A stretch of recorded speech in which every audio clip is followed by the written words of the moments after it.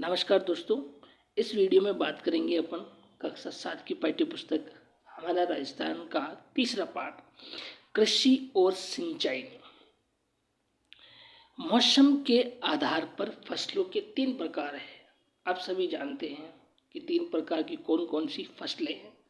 एक रबी, खरीफ और जायद। अब देखिए, रबी और खरीफ में ना आप अगर कंफ्यूज होते हो ना तो मैं एक ट्रिक बता सकता हूँ। देखिए, एक होती है खरीफ, खरीफ है ना, और एक होती है रब्बी, रब्बी। अब इनमें पहले कौन सी आती है और बाद में कौन सी आती है, अब आप कैसे याद करोगे। देखो, बरसात होती है तो पहले अपन फसल बोते हैं, उसके बाद में दूसरी फिर तीसरी बोते हैं। तो अब इन दोनों वर्डों में पहले क्या आएगा, पहले खे आता है या पहले रे आता है, पहले खे आता है या पहले रे आता है। शब्दकोश के क्रम में पहले कौन सा आता है, खरीफ। खे आता है तो पहले कौन सी फसल आती है, खरीफ आती है, और दूसरी कौन सी आती है, रब्बी आती है, और तीसरी कौन सी आती है, जायद फसल आती है ना। अब देखिए, पहली कौन सी आती है, खरीफ, है ना, लेकिन किताबों में अक्सर रब्बी लिखा हुआ मिलता है। देखो, पहले आप ऐसे याद करोगे खरीफ, बारिश आ गई, बारिश आने आती है तो अपन खरीफ की फसल बोते हैं, जैसे मक्का, मक्का है, ज्वार है, बाजरी है। अब है ना, अब खरीफ की फसलें बाकी तो आप सब जानते हो, जो इम्पोर्टेंट है वो बता रहा हूँ। देखो, एक तो गवार और गन्ना, ये खरीफ की है। और रब्बी की फसल कौन सी है, रब्बी की है सरसों और चुकंदर। अब कैसे याद करोगे कि सरसों की फसल है जो रब्बी की है या खरीफ की है, कैसे याद करोगे। तो सरसों, सरसों से क्या निकलता है, रस निकलता है ना, रस, रे से आपको याद रख सकते हैं रब्बी की है। गंवार और गन्ना आप खाते हो ना, गंवार और गन्ने से आप खाते हो, यानी कि ये खरीफ की फसल है। और जायद फसलें कौन सी होती है, वही ककड़ी, कीरा, जो अपन उनाड़ा में बोवा जो है ना, वो जायद की फसलें होती है, आप सब जानते हो। अब देखिए, उपयोग के आधार पर फसलों के प्रकार, उपयोग के आधार पे भी फसलों के 3 प्रकार होते हैं। ये 2 प्रकार होते हैं, कौन कौन सा, एक तो खाद्यान्न खाने वाली और एक व्यापार, व्यापारिक, जिसको अपन बेचते हैं। जैसे व्यापार के लिए फल, फल सब्जियाँ वगैरह, फल फूल सब्जियाँ वगैरह आ गई, है ना। जैसे अपना गेहूँ ज़्यादा होगी तो अपन उसको बेच देते हैं, खाने के लिए काम में लेते हैं तो सिर्फ खाद्यान्न होगी। और व्यापार करने के लिए अगर बोते हैं तो वो कौन सी होगी, व्यापारिक फसलें हो गई हैं। अब जिला, फसल और जिला, है ना, ये उत्पादन के अंदर है ना, कि कौन से जिले में क्या होता है।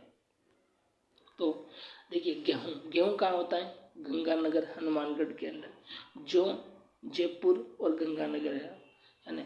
और जवार, जवार कहाँ होती है, अजमेर, पाली के अंदर। मक्का, भीलवाड़ा, उदयपुर। उत्पादन के आधार की बात कर रहा हूँ, है ना। बाजरा, बाड़मेर और अलवर। राजस्थान का मुख्य खाद्यान्न क्या है, बाजरा। कौन सा है, बाजरा। जबकि भारत का मुख्य खाद्यान्न कौन सा है, भारत है, भारत का मुख्य खाद्यान्न कौन सा हो जाएगा, चावल हो जाएगा। कौन सा हो जाएगा, चावल हो जाएगा। भारत में ज़्यादातर लोग चावल खाते हैं, गेहूँ से ज़्यादा चावल खाते हैं, है ना। और बाजरा, बाजरा के उत्पादन में राजस्थान का प्रथम स्थान आता है। अब चना, चना कहाँ पर, बीकानेर, बीकानेर और जैसलमेर। मूंगफली भी कहाँ होती है, बीकानेर के अंदर ही होती है ना। बीकानेर को राजस्थान का राजकोट कहते हैं।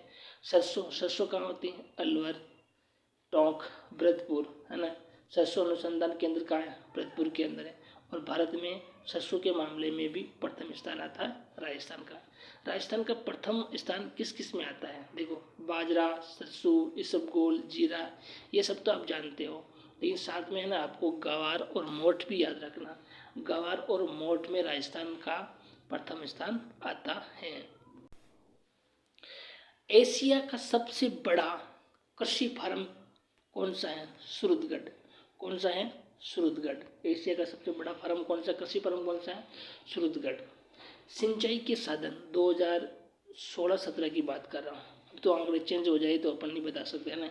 2016-17 के अकॉर्डिंग नलकूपों से 44% होता है, और नहरों से हैं 30% सिंचाई होती है, कुएं से 23% होती है, तालाब से 1%, और अन्य से 2% होती है। नाले वाले आ गए इसके अंदर ना, 2% सिंचाई होती है।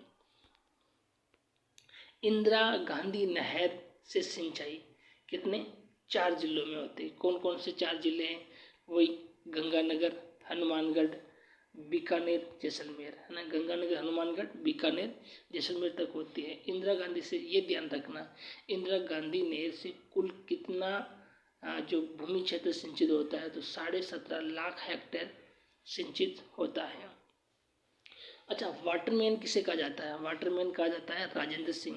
राजेंद्र सिंह को वाटरमैन कहा जाता है। क्यों कहा जाता है? कि इन्होंने नौकरी छोड़ करके, अपना घर बेच करके राज्य को जल संकट से उबारने के लिए काम किया था। इसीलिए इन्हें रमन मैगसेसे पुरस्कार, मैगसेसे है ना, मैग आएगा, है ना, मैगसेसे पुरस्कार दिया गया है।